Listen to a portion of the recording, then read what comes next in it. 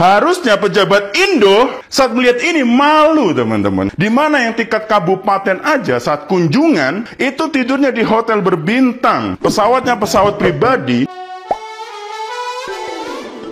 Hola netizen yang tercinta, Paus Fransiskus di Indonesia sukses menyedot perhatian publik. Bagaimana tidak, alih-alih menggunakan kendaraan mewah, Paus Fransiskus justru lebih memilih menggunakan kendaraan sederhana yang biasanya dipakai oleh orang Indonesia. Selain menaiki pesawat komersil ITA Airways, Paus ternyata memilih untuk menggunakan mobil Toyota Kijang Innova Zenix yang sudah menanti kehadirannya di Bandara Soekarno-Hatta. Dalam sejumlah unggahan yang beredar, terlihat momen Paus Fransiskus turun dari pesawat hingga dijemput menggunakan mobil Kijang Innova. Sontak saja, sikap Paus Fransiskus yang lebih memilih menggunakan kendaraan sederhana dalam kunjungan apolistiknya ke Indonesia ini membuat publik terkejut sekaligus takjub. Tidak hanya sikap kesederhanaannya dalam memilih kendaraan, Paus Fransiskus juga berhasil menuai pujian netizen yang berbakti karena lebih memilih duduk di samping sopir dibanding di belakang seorang diri. Momen tersebut terekam saat Paus Fransiskus menyapa orang-orang melalui jendela dalam keadaan terbuka. Sebagai pemimpin tertinggi gereja Katolik, Paus Fransiskus mengedepankan prinsip kesederhanaan dalam setiap aspek kunjungannya, dari transportasi hingga tempat tinggal. Sontak saja, unggahan yang menunjukkan sikap kesederhanaan Paus Fransiskus ini sukses menyedot perhatian netizen yang budiman. Bahkan ada yang mengaku menangis menyaksikan kehadiran Paus Fransiskus di Indonesia. Nah, gimana nih menurut netizen yang terhormat? Silahkan berkomentar ya. Heran dah gue sama fasilitas Paus Fransiskus yang datang ke Indonesia. Waduh, gimana nggak heran coba? Masa dia datangnya itu pakai pesawat komersil, minimal pakai jet pribadi lah, yang orang biasa aja bisa naik jet. Padahal kan beliau ini seorang tokoh besar di agama Katolik dan seorang pemimpin negara gitu. Terus dia juga menolak mobil mewah buat jalan-jalan dia selama di sini. Jadi kendaraan yang dia pakai buat kemana-mana itu ya cuma mobil biasa. Mana beliau duduknya di depan pula lagi? Aneh banget gak sih? Minimal naik Alphard yang pintunya bisa kebuka sendiri lah, atau kalau bisa dari turun pesawat langsung dijemput sama Alphardnya itulah. Terus juga beliau ini memilih untuk menginap di Kedubes Vatikan dan bukan di hotel yang berbintang gitu. Aneh banget gak sih? Masa iya nggak ada anggarannya sih? Harusnya ada anggarannya dong buat yang kayak gini-gini. Yang studi banding aja ada anggarannya kok. Mungkin semua ini beliau pilih karena beliau itu sangat rendah hati kali ya. Ya intinya salam toleransi ya friend. Paus Fransiskus datang ke Indonesia naik pesawat komersil, terus dijemput juga naik Innova doang, terus tinggalnya juga di Kedubes. Kayaknya jauh dari kata mewah deh, dan menurut gue itu satu yang gue apresiasi dari kedatangan Paus Fransiskus. Kesederhanaan, humble-nya sangat kelihatan. Gue jadi sedikit menggelitik dalam hati gue, dimana gue lihat sekarang di Indonesia justru yang tahap-tahap pemerintah yang belum gimana-gimana udah naik private jet, mobil yang mewah, yang kayak gimana-gimana banget.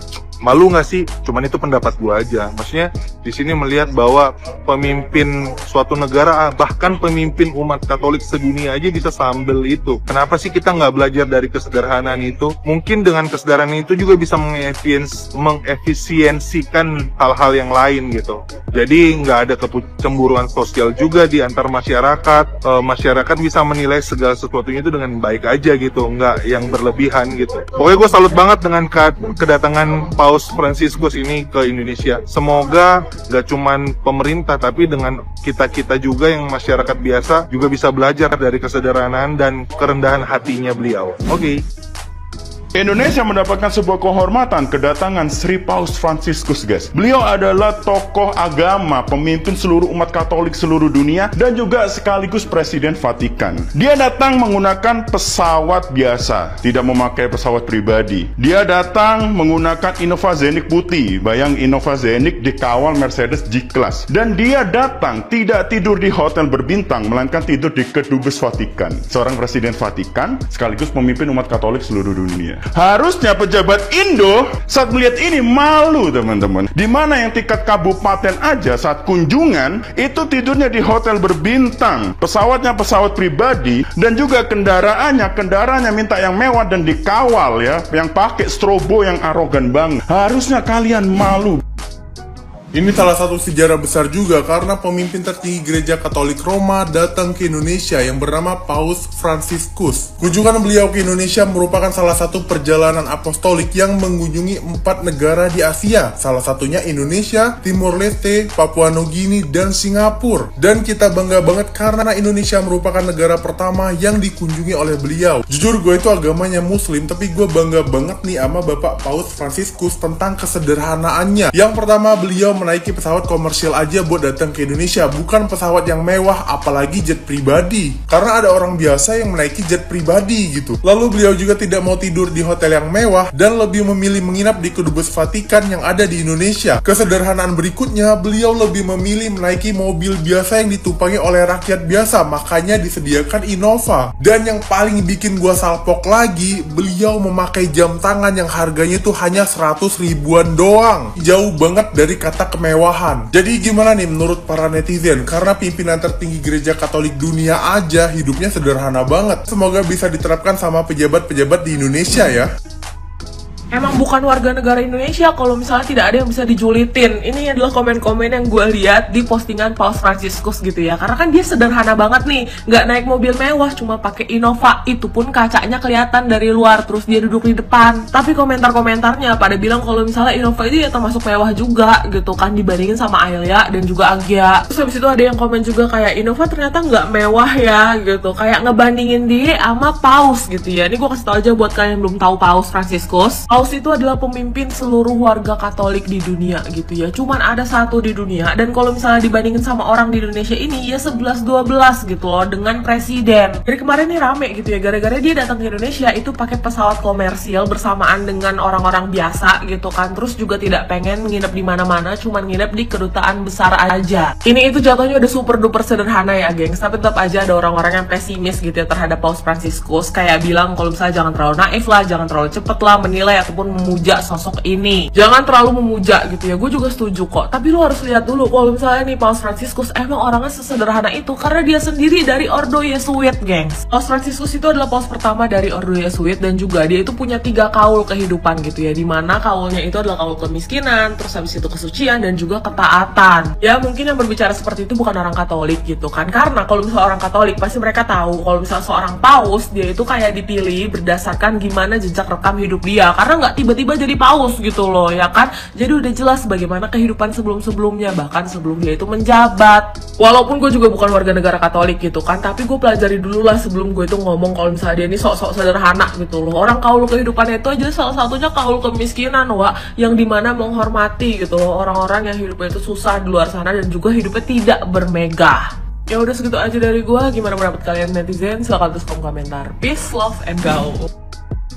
Agama saya bukan Katolik, tapi saya 6 tahun sekolah di sekolah Katolik. Di SMP Pangudi Luhur dengan kepala sekolah Bruder Octavianus, dan di SMA Tarakanita dengan kepala sekolah Suster Emanuela dan Suster Francelin. Bruder atau Vater dan Suster, ini mereka siapa sih? Mereka adalah orang-orang yang berjanji selibat. Artinya mereka tidak menikah seumur hidup dan mereka mendedikasikan hidupnya untuk dunia pendidikan, dan juga mereka meninggalkan kemewahan dunia sekuler. Memang sih mereka tinggal di asrama, makan, minum ditanggung, tapi sederhana banget. Seingat saya itu bisa menghitung baju Bruder Octavianus, dan dia biasanya hanya pakai baju batik lengan panjang dan celana hitam. Bajunya itu